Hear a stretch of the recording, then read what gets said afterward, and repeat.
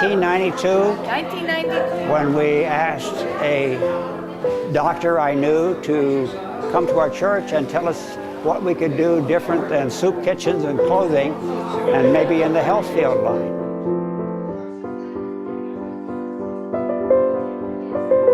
That was my first Sunday in the church. We had just moved from Pennsylvania. They said that the biggest problem they see with these homeless and their feet is what they have on to wear. Their shoes are terrible. They said, is it possible you can help us get shoes? And we said, yes, we can do that, but we really wanted something hands-on.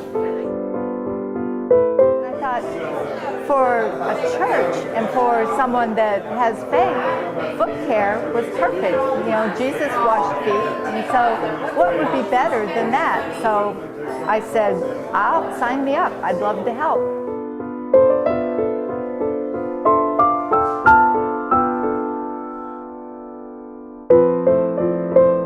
Next fall, in '93,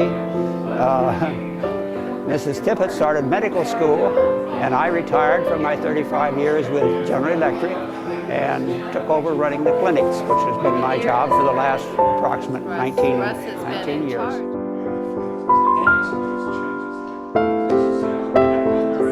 I met Russ at GE, and he was recruiting volunteers for the foot clinic 17 years ago when I joined. So Russ and I have been working together. I call him my volunteer mentor.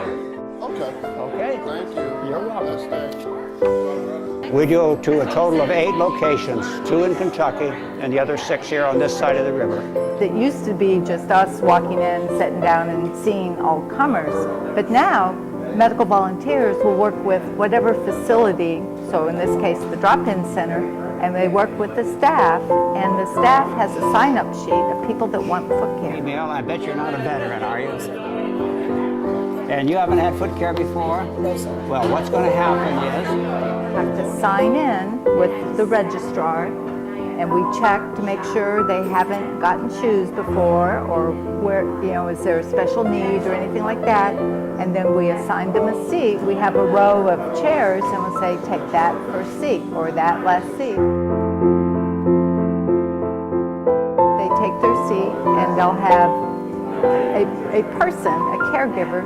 It could be a nurse, it could be a lay person. We have both.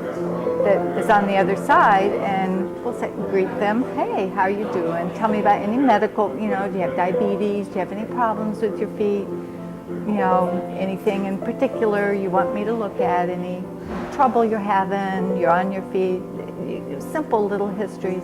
And then they'll put a towel on their lap and put the feet on their lap, and they'll wash the feet. And they'll shave off calluses and trim toenails. I started out fitting shoes and worked my way up to foot care provider. And you know, it's something that I do enjoy doing. I enjoy the interaction with the clients here, and it's really some time I can spend one-on-one with people. Might have a podiatrist that's volunteering that night, come down and shave off a corn or something like that. Some of the doctors, I've worked with them, and they've taught me some of the foot care techniques and such. Then they'll put lotion and rub it on the foot, and powder if they need it. And then they give them a new pair of socks and send them down to the shoe shop at the end, and they'll be fitted for shoes, and then they go.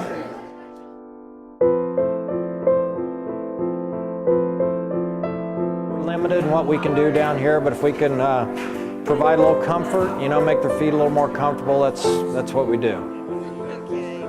I find that, you know, we break down barriers and you get that interaction that's really special down here when you're taken care of.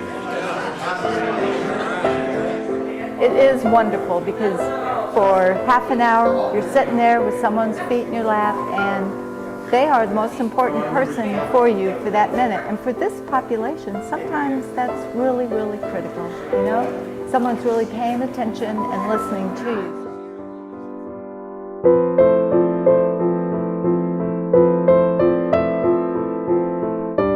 We have lots of nurses who want to volunteer.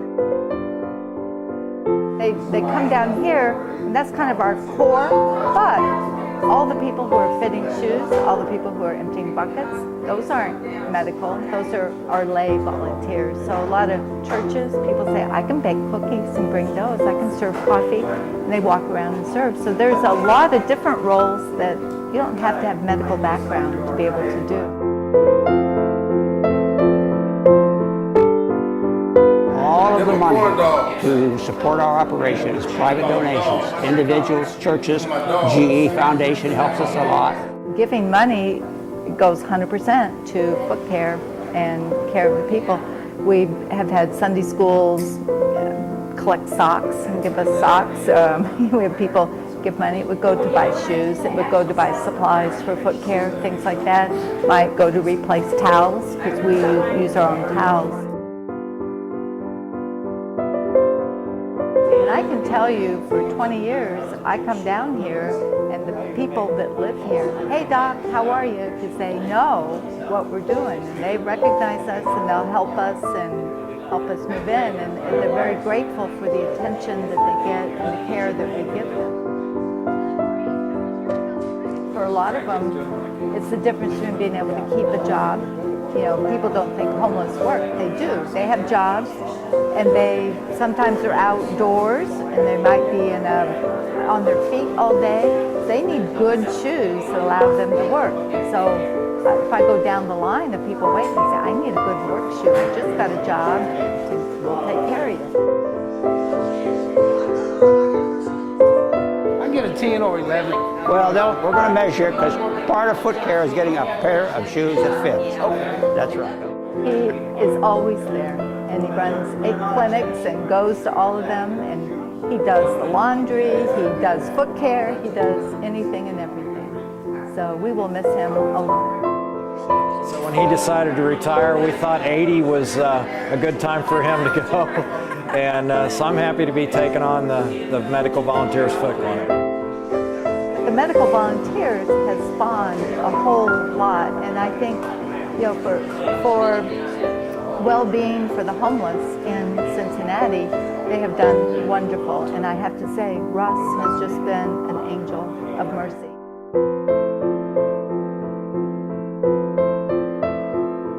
It's been an interesting second career for me.